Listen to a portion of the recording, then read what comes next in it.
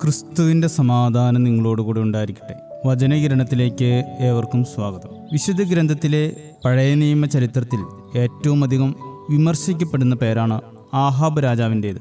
ഇസ്രായേലിൻ്റെ 10ാമത്തെ രാജാവായിരുന്ന അദ്ദേഹം തൻ്റെ ഭരണകാലത്ത് ദൈവവഴികളിൽ നിന്ന് വിട്ടുമാറി വിഗ്രഹാരാധനയ്ക്കും അധർമ്മത്തിനും കൂട്ടുനിന്നു. അധികാരമെന്നത് സേവനത്തിനുള്ളതല്ല, മറിച്ച് സ്വന്തം താല്പര്യങ്ങൾ സംരക്ഷിക്കാനുള്ളതാണെന്ന് വിശ്വസിച്ച ഭരണാധികാരിയായിരുന്നു അദ്ദേഹം.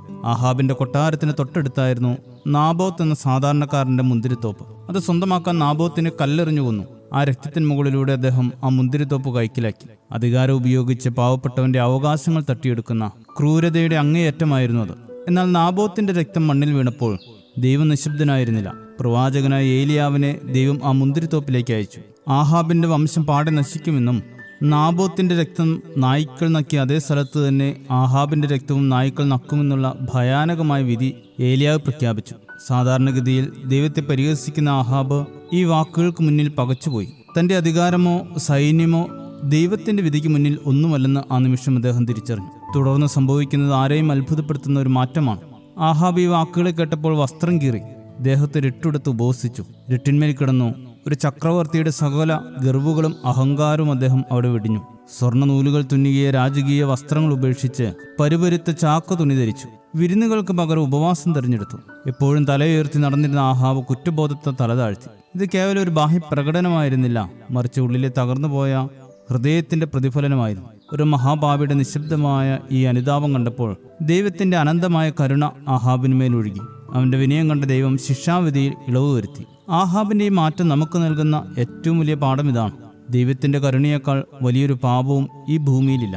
നാം എത്രമാത്രം തെറ്റുകൾ ചെയ്തവരായാലും തിരിച്ചുവരവിന്റെ പാതയിൽ ദൈവം തന്റെ കരങ്ങൾ നീട്ടി നമ്മെ കാത്തിരിക്കുന്നു. സ്വന്തം അഹങ്കാരത്തിന്റെ കുപ്പായം അഴിച്ചുവെച്ച് ദൈവത്തിന് മുമ്പിൽ വിനീതരാകാൻ തയ്യാറായാൽ ഏത് കഠിന ഹൃദയനും മാറ്റമുണ്ടാകും. നമ്മുടെ ജീവിതത്തിൽ നാം ചെയ്ത തെറ്റുകൾ എത്ര വലുതായാലും അതിനേക്കാൾ എത്രയോ മടങ്ങ് വലുതാണ് ദൈവത്തിന്റെ കരുണ എന്ന വലിയ സത്യമാണ് ഈ നോമ്പുകാലം വെളിപ്പെടുത്തി തരുന്നത്. ദൈവത്തിന്റെ കരുണയെ കവിയുന്ന വലിയൊരു പാപവും ഈ ഭൂമിയിലില്ല എന്ന തിരിച്ചറിവ് വീണുപോയ ഏവർക്കും എഴുന്നേൽക്കുവാനുള്ള ധൈര്യം പകരുന്നതാണ്. പാപത്തിന്റെ ഭാരത്താൽ തളർന്നിരിക്കുന്നവർക്ക് മുൻപിൽ ക്ഷമയുടെയും കൃപയുടെയും വാതിൽ ദൈവം എപ്പോഴും തുറന്നിട്ടിരിക്കുന്നു. ആത്മാർത്ഥമായി അനുദപിക്കുന്നവർക്കും മാനസാന്തരത്തിന്റെ പാത തിരഞ്ഞെടുക്കുന്നവർക്കും മേൽ ദൈവം അനുഗ്രഹം വർഷിക്കുമെന്ന് ഈ പുണ്യദിനങ്ങൾ നമ്മെ ഓർമ്മിപ്പിക്കുന്നു. നമുക്കും ഇതേ പ്രത്യാശയോടെ ദൈവസന്നിധിയിലേക്ക് തിരിയാം. പശ്ചാത്തപിച്ച് തെറ്റുകളെ ഉപേക്ഷിക്കാം. ശുഭദിനം നേരുന്നു. ദൈവം അനുഗ്രഹിക്കട്ടെ. മനക്ലേശം നേരിടുമ്പോ ബലം നിനക്കു നൽകും.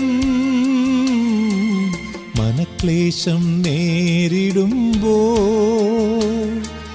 ബലം നിനക്കു നൽകും. ആ വെള്ളി വെളിച്ചം രക്ഷയുമാകയാൽ താമസമെന്നേ നീ വന്നിടുക. യേശു വിളിക്കുന്നു, യേശു വിളിക്കുന്നു. സ്നേഹമോടെ തൻ കരങ്ങൾ നീട്ടി യേശു വിളിക്കുന്നു.